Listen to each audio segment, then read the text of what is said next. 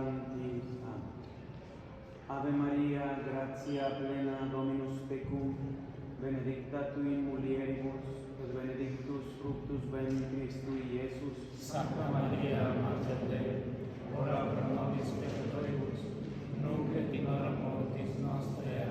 Amen. Gloria Patri et Filii et Spiritui Sancto, Sicut erat in principio, nunc et semper, et in saecula saeculorum. Amen. Santa Maria, Ora pro nobis, Sancte Iosef, ora pro nobis. Patris et Filii et Spiritus Sancti. Amén.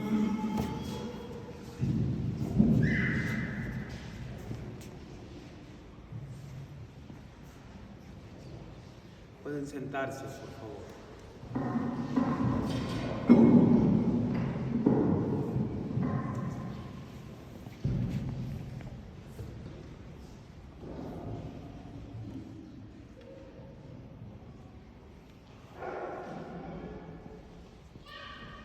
Cuán grande es la fineza que la Santa Madre Iglesia Católica profesa a nuestro Señor Jesucristo.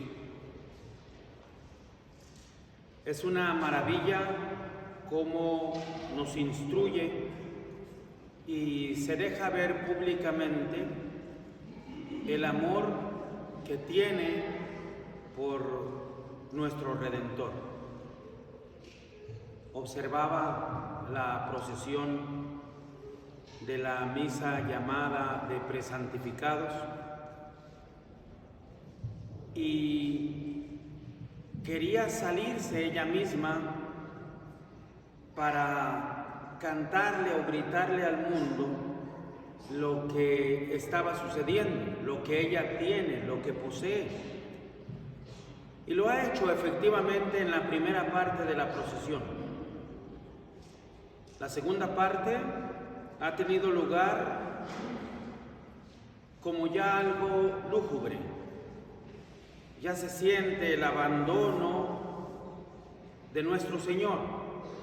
Decimos como si abandonara a sus fieles, porque cuando está el Divino Maestro, inmediatamente se siente su influencia.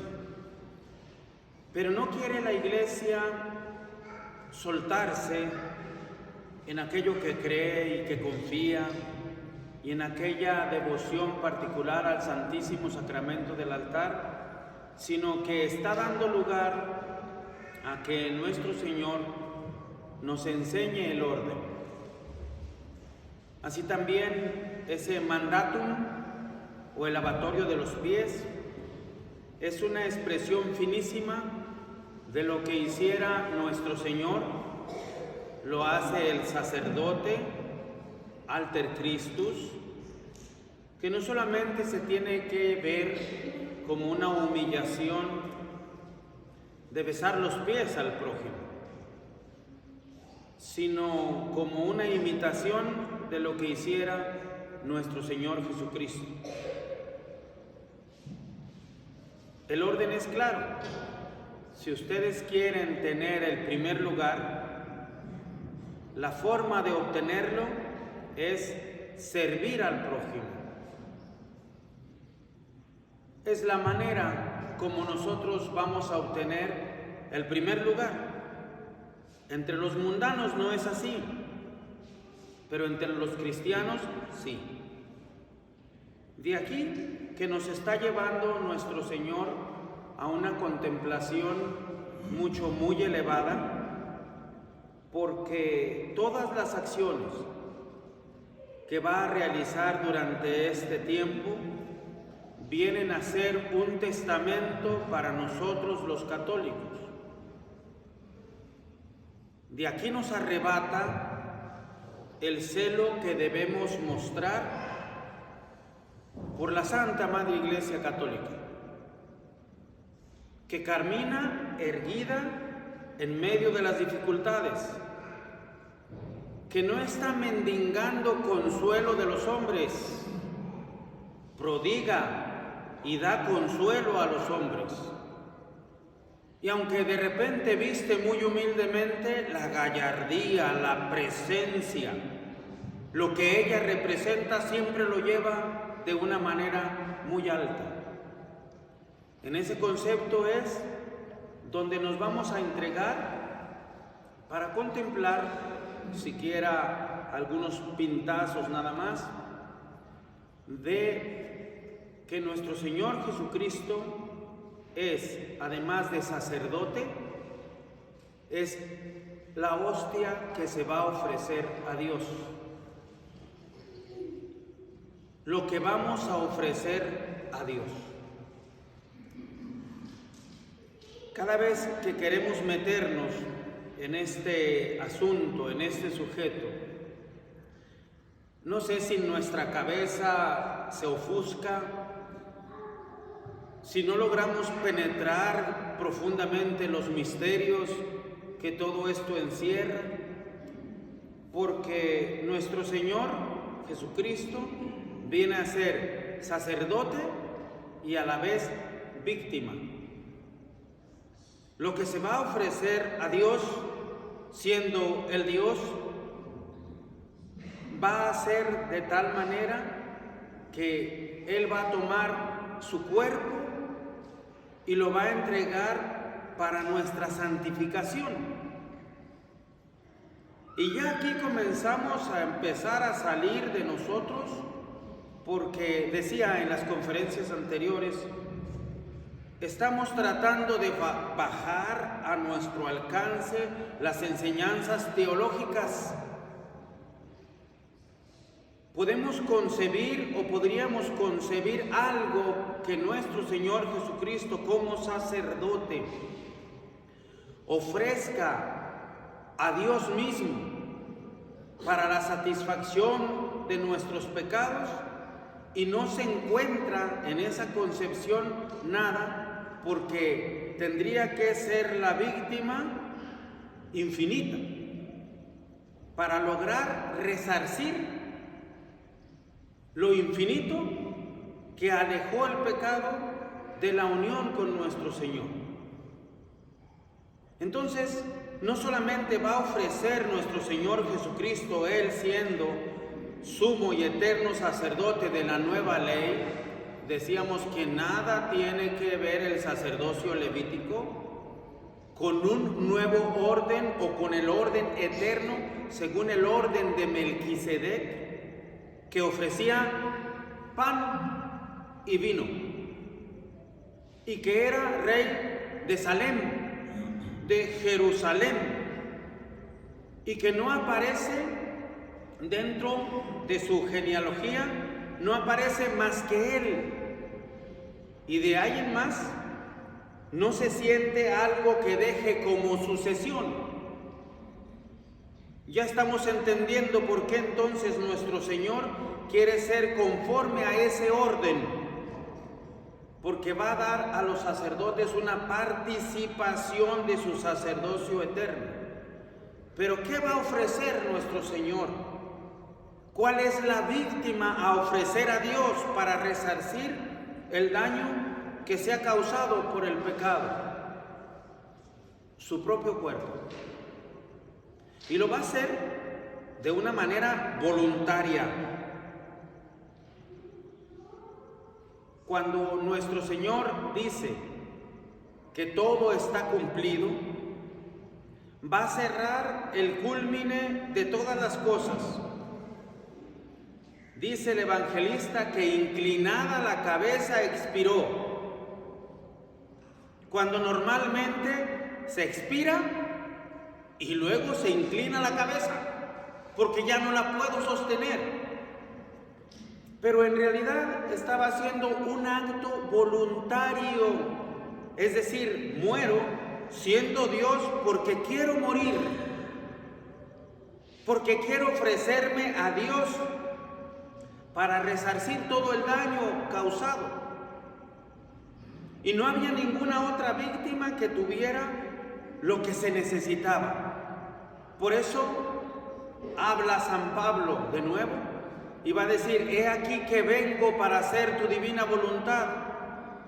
Me diste un cuerpo, la encarnación, y este cuerpo es el que voy a ofrecer para resarcir todo el mal realizado. Entonces nuestro Señor va a ofrecerse de esa manera, y aquí el sacrificio que va a realizar en la cruz va a ser voluntario, va a ofertar su vida porque Él quiere, porque así lo desea, y todo esto lleno absolutamente del amor que profesa a nuestras almas. ¿Podemos concebirlo acaso?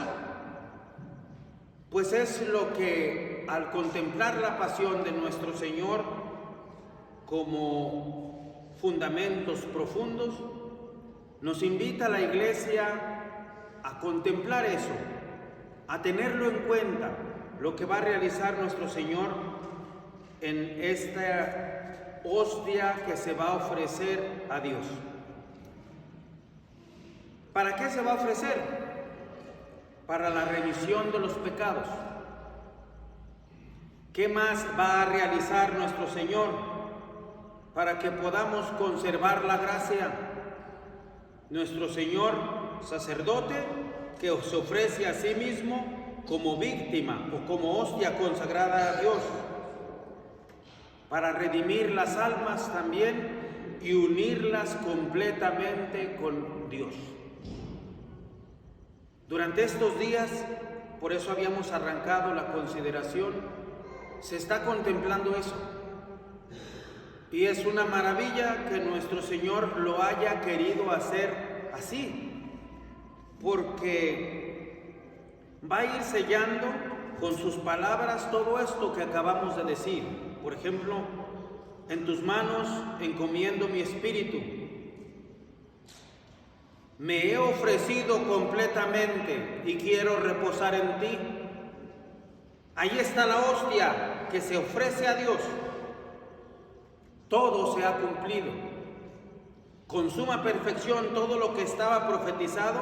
Aquí hay todavía señalamientos mucho más profundos que con su ciencia infusa y por la unión hipostática, nuestro Señor previó con anticipación y con su inteligencia, permanecer de una manera muy particular con nosotros en la Sagrada Eucaristía, en el santo sacrificio de la misa, y dejándonos la participación de su sacerdocio eterno. Y eso es lo que hoy hemos conmemorado en la misa que han asistido ustedes hace un momento. Cuando hubo procesión, cuando volvimos ya sin nuestro Señor, cuando se hace el lavado de los pies, allí nuestro Señor está instituyendo la Sagrada Eucaristía. Todo se ha cumplido. Nosotros creemos que nada más se habían cumplido las profecías que hablaban: han taladrado mis manos y mis pies y se pueden contar todos mis huesos. No hay en él parecer ni hermosura. Desde las plantas de sus pies hasta el vértice de su cabeza, no ha habido un lugar que no haya sido mayugado. Lo hemos visto caminar y ser despreciado como un gusano en medio de los hombres, cuando se está ofreciendo esa hostia que se va a consagrar a nuestro Señor. Y luego sella a nuestro Señor diciendo estas cosas: consumatum est, todo se ha cumplido. Ven que va mucho más allá de lo que quizá en algún momento habíamos nosotros contemplado. Quizá nos arrancan lágrimas del amor de nuestro Señor, pero esto tenía que realizarse. Tenía que cumplirse así por un amor particular, por un amor tan grande que tiene Dios hacia nuestras almas.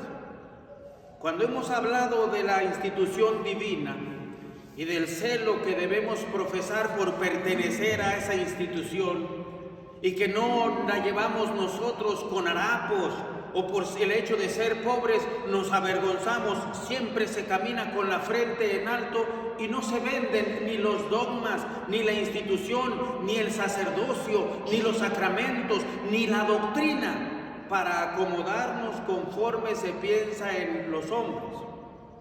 Ella va caminando de una manera muy particular porque va a guiar las almas hacia nuestro Señor. Y el Divino Maestro, que es la primacía en todo, nos está mostrando cómo es el camino de ofrecerse a nuestro Señor. Tomó sobre sí todas nuestras enfermedades y cargó con nuestros dolores. Es que se va a ofrecer como una hostia, como un holocausto, como un sacrificio a Dios mismo. Cada vez que podemos leer al profeta Isaías, dicen que es también otro evangelista, porque va viendo la pasión de nuestro Señor Jesucristo perfectamente dibujada. Habla como si estuviéramos leyendo nosotros los evangelios. Passio Domini nostri Jesucristi secundum Johannem, Passio Domini nostri Jesucristi secundum Matteum, Passio Domini nostri Jesucristi secundum Marcum et Lucam. Es que es conforme ellos la vieron que finalmente viene a ser, decíamos, ese espectáculo que se desarrolla delante de nuestros ojos. Pero por esto que estamos hablando, se está ofreciendo como holocausto a Dios. Y va cerrando de esta manera esa oblación como sumo y eterno sacerdote. Pero ese sumo y eterno sacerdote es a la vez la víctima, lo que se va a ofrecer a Dios. Entre el sacerdocio y la víctima tiene que haber una unión, tiene que haber un acercamiento. Por ahí hemos tratado de ir explicando cuando se habla del sacrificio en el libro que se ha editado de la Santa Misa, de por qué fueron puestos como sacrificios animales, que eran los que eran de mayor servicio para el hombre, los que tenían alguna identificación particular con el ser humano. Es que esa unión que nosotros tenemos con Dios fue rota por el pecado. Por eso fue menester que existiera la religión, que significa religar. Eso quiere decir volver a ligar, volver a unir. ¿Qué une? Lo que está separado. Y entonces se vuelve a estar unido con nuestro Señor. Pero antes de que nos marcara bien el paso, cómo iba a consistir, era como un reproche al hombre. Está sacrificando machos cabríos, está sacrificando palomas, está sacrificando los corderos, el cordero pascual, Agnus Dei, que al ir pasando de los tiempos iba a manifestándose con mayor claridad la idea que tenía nuestro Señor eternamente de ser ofrecido como holocausto, como víctima. Pero cada vez que se sacrificaba el hombre, le decía: tú tendrías que estar en el lugar de esa víctima. Pero yo no quiero la muerte del pecador, sino que se convierta y viva. Y era suficiente que eso que se ofrecía para aplacar la ira de Dios llamara a compunción en nuestro interior. Y así fue durante muchos años.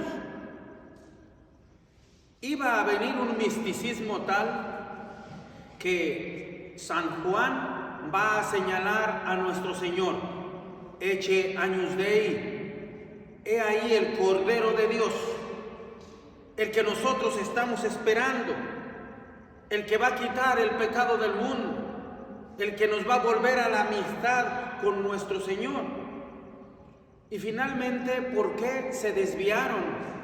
Al final siempre hay un punto de hilación, porque todo nació de nuestro Señor. Y la historia, que según Herodoto es la maestra de la vida, nos va a enseñar esa aleación importantísima. Por ejemplo, no hay una civilización en el mundo, no hay una civilización en el mundo que históricamente en sus anales cuando dice cómo se ha desarrollado para ellos el género humano, no mencione el diluvio.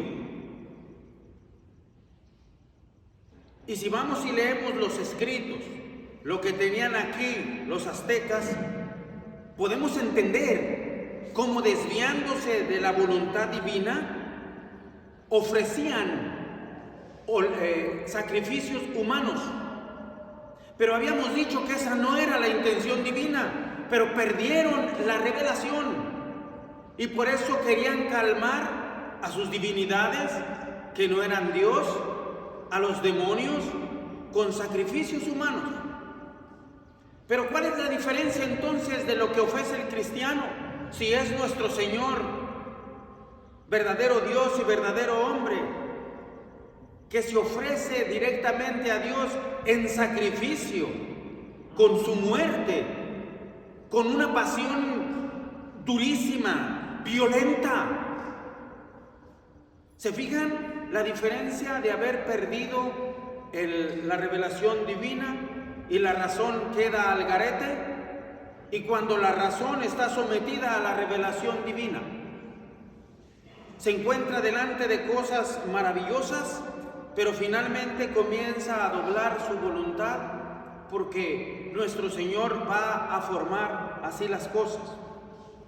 Esa unión que debe sentirse entre la víctima y el sacerdote, no hubo un ejemplo tan claro en el Antiguo Testamento, y ya dijimos que no son los machos cabríos. No hubo un ejemplo tan claro cuando le pidió nuestro Señor, Dios Padre, le pidió a Abraham sacrificar a su hijo. Estamos hablando de la víctima. ¿Quién iba a ser el sacerdote que iba a sacrificar? Abraham. Pero ¿quién tenía el sacerdocio, el que había instituido el Levítico? ¿Quién lo tenía? Aarón, su hermano. Pero es a Abraham a quien le va a pedir que sacrifique, que haga eso allí.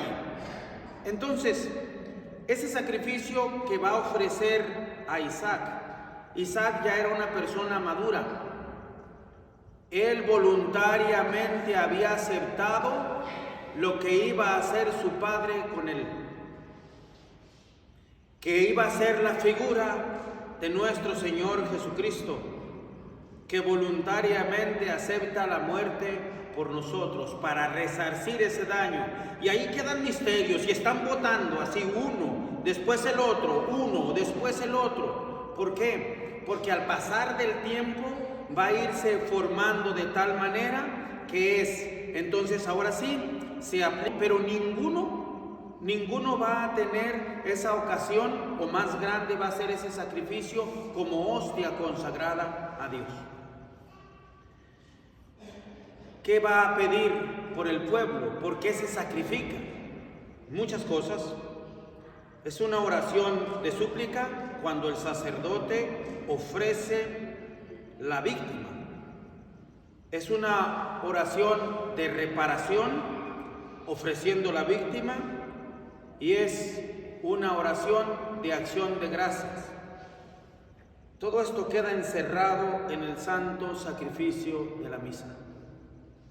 Y eso que nada más es una participación por la voluntad divina del sacerdocio eterno de nuestro Señor Jesucristo. Porque Él quiso así. Se dice con toda claridad, es la renovación incruenta del sacrificio de la cruz. ¿Es otro sacrificio de la cruz? No. ¿Son méritos nuevos? No. Es la aplicación de esos méritos que ganara nuestro Señor Jesucristo, pero aplicada a mi generación. Es para mí lo que tiene contemplado ahora nuestro Señor.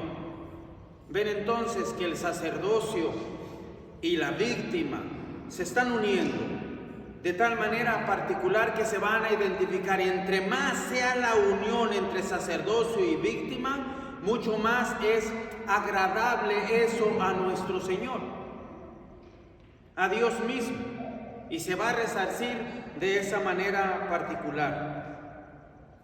no solamente va a ofrecer nuestro Señor su cuerpo, que es lo que contemplamos en estos días, sino tiene una ansia particular de que eso suceda. Entonces ahí está su voluntad, está su alma.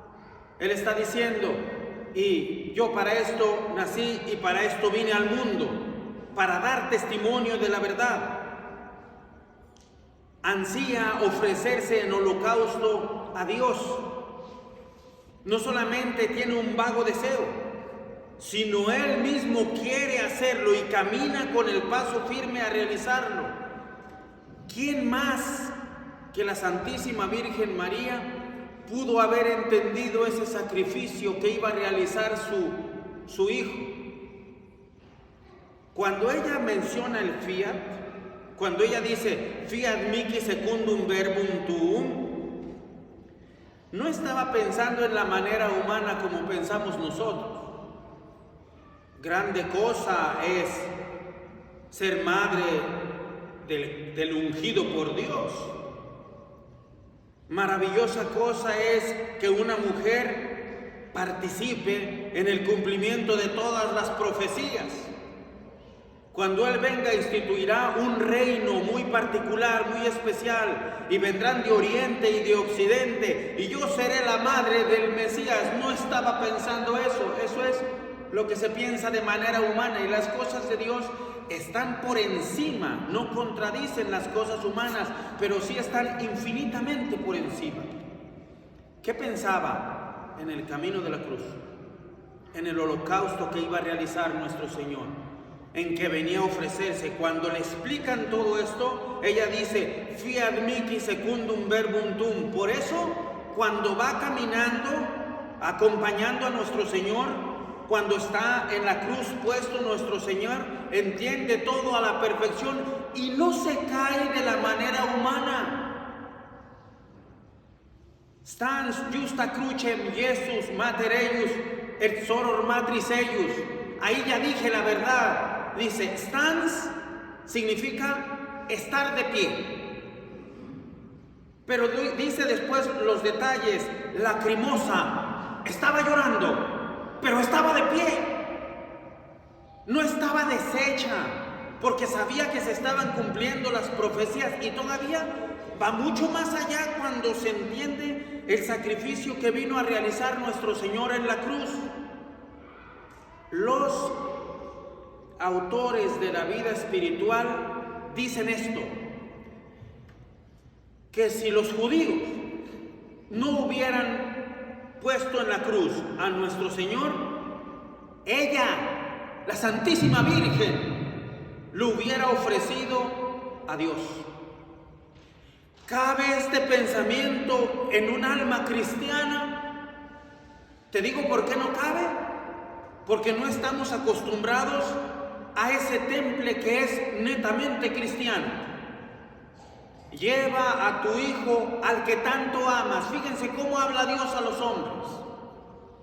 Lleva a tu hijo al que tanto amas y ofrécemelo en holocausto. Yo te diré dónde. Y ese hijo va caminando con la leña en sus hombros, figura de nuestro Señor Jesucristo que lleva la cruz. Y ese hijo tiene una conversación con su padre. Padre, aquí estamos listos para ofrecer, pero no veo la víctima. ¿Dónde está el holocausto que vamos a ofrecer? ¿Y qué le contesta su padre? Deus providebit. No le dice que Dios le ha encomendado eso. Pero imaginen ustedes, cuando lo tiene puesto en la leña, cuando está levantando el cuchillo, la espada, para abrirlo y ofrecerlo a Dios. ¿A quién admiramos? ¿Al Padre que sí está dispuesto a hacerlo? ¿O al Hijo que se deja matar? Él entiende con toda perfección que la víctima para el sacrificio es Él. Porque después no le reclama a su Padre. No le dice, me querías matar, no que tanto me amabas. ¿Ven por qué es figura y por qué se va acabando de tal manera o se une tan perfectamente? Pues así hubiera sucedido con la Santísima Virgen María, porque entiende que el precio que se está jugando ahí es infinito. Ahora bien, el cuerpo y el alma de nuestro Señor van a ansiar, en este caso el alma, de poder ofrecerse en sacrificio a nuestro Señor. He aquí el Cordero de Dios. He aquí quien borra, quien quita los pecados del mundo. Cuando hablamos de la víctima, comienza nuestra cabeza a dar muchas vueltas y nos indigna estar sucios y nos molesta trabajar sin esperar ninguna recompensa, y queremos que se nos tome en cuenta y que nuestro nombre sea puesto en lo que hemos hecho por nuestro Señor. Y estamos sí ataviados para las cosas de la foto y para los banquetes y para las menciones honoríficas, y nos cuesta mucho trabajo que nadie nos tome en cuenta, que no se mencione nuestro nombre, que nos pongan casapié. E imaginen ustedes la víctima, siendo Dios. ¿No es humillante, así humillante, ser un ser humano? ¿Por qué no se angelicalizó, por así decirlo, nuestro Señor, que es mucho más elevado que los ángeles, que los hombres, perdón, los ángeles? ¿Por qué no con un acto de su voluntad hizo nuestra redención? Y el hombre siempre exige su parte, siempre exige ser tenido en cuenta, es decir, que nosotros nos renunciemos a nosotros mismos, que ese es otro de los puntos que nos van a ayudar enormemente en todo lo que ha escrito el Tomás de Kempis. Lo habría. Dice, ¿quieres que te hable nuestro Señor? Dime si sí o si no. Sí. Dice, abra una página. Con quien lo estaba haciendo esta prueba era con una mujer, y lo abrió. ¿Dónde quiere que lea? Dice, aquí. Y decía así: ¿qué te importan las vidas ajenas? ¿Por qué te andas metiendo en cosas que no te interesan? ¿Por qué tu curiosidad se despierta en cada momento y no buscas el silencio y la vida apartada y la vida humilde y siempre quieres ser tenido en cuenta? Volví a cerrar. Abra otro lugar. ¿Dónde quieres que lea? Aquí. ¿Por qué no te gusta el silencio y la oración? ¿Por qué siempre estás disipado y quieres saber todas las cosas exteriores? ¿Por qué no buscas la compunción interior y te unes a tu Creador? Y así como estas cosas nos va a guiar mucho. ¿Por qué? Porque el Tomás de Kempis es la imitación de Cristo. Y decía, y el desprecio de todas las vanidades del mundo. Y viene a hablar el sabio Salomón: vanitas vanitantium et omnia vanitas, nisi solo amare Deo et eum solum servire. Vanidad de vanidades, y todo es vanidad, sino solo amar a Dios y a Él solo servir. Vean la víctima que se va a ofrecer por nosotros. Ya ser humano, les digo que es complicado, somos difíciles, el orgullo está centrado en nosotros, nos cuesta trabajo dominarnos, y nuestro Señor continuamente tiene la paciencia. Vuelve a rezar, vuelve a hacer tu propósito, no te desanimes, no te desalientes. Es más fácil soltar que mantenerse, por eso se requiere una gracia especial de nuestro Señor. Y cómo quiere permanecer en la Santa Misa para que nosotros podamos tener eso. Ya hemos tratado un poco de hablar del sacerdocio, de la víctima, y ahora vamos a tratar de conjuntar esas dos cosas en las siguientes conferencias. ¿Cuál es? El santo sacrificio de la misa. Es una maravilla que nuestro Señor nos lo haya dejado. Por eso no es chiste mantenerse en la línea de auténticos sacerdotes católicos. No es un juego luchar y llevar hasta el último extremo las situaciones que estamos viviendo en este momento. Porque si no, nada de esto que estamos hablando tenemos, nada. Creemos que lo tenemos. ¿Cuántas miles de personas, millones de personas en el mundo leemos nosotros? Y con esto voy terminando, porque allí dejaremos la consideración. Leemos nosotros en el catecismo, ¿cuáles son las condiciones para obtener un sacramento? Y nos responde el catecismo, ¿quieres vía corta o quieres vía larga? Y entonces unas son 3 y otras son 5, que al final son las mismas. Y entonces nos dice materia, forma, ministro, intención y sujeto. Esas son las condiciones para que tengas un sacramento. ¿El sacerdocio es un sacramento? Sí. ¿Qué tienes que tener? Materia, forma, ministro, intención y sujeto. Si falta una de ellas, no tienes sacramento. Cambiaron la fórmula. Ya no hablemos de la formación. Cambiaron la fórmula de la consagración sacerdotal. Cambiaron la fórmula de la consagración en el santo sacrificio de la misa. Cambiaron la fórmula del sacramento del crisma, de la confirmación. Y entonces, como resultado, no hay nada. Por eso están tan perdidos. No hay nada. Y nos han querido engañar en muchísimas cosas más. Hay que estudiar. Por eso quiero ponerlos a estudiar. Hay que estar atentos. ¿Por qué? Porque nuestro Señor sigue cribando. Nuestro Señor sigue purificando nuestras almas. Y nos mete como en un cernidor. ¿Para qué? Para que el que logre pasar continuará adelante estando unido con nuestro Señor. Pero hay millones de almas que no tienen todos los auxilios que nuestro Señor prodiga.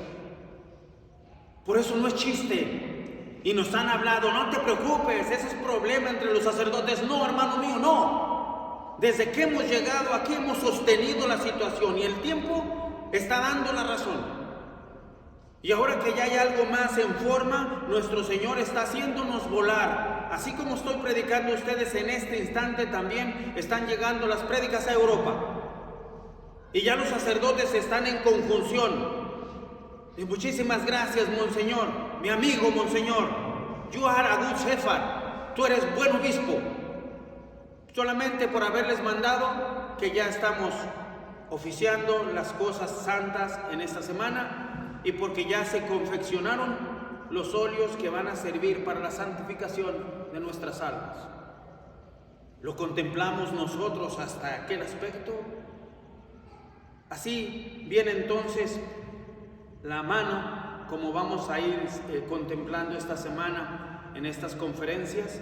Ya el Padre tiene preparados otros sujetos, otros puntos para unirnos justamente, y las ceremonias que ellas solitas son sugestivas, son maravillosas.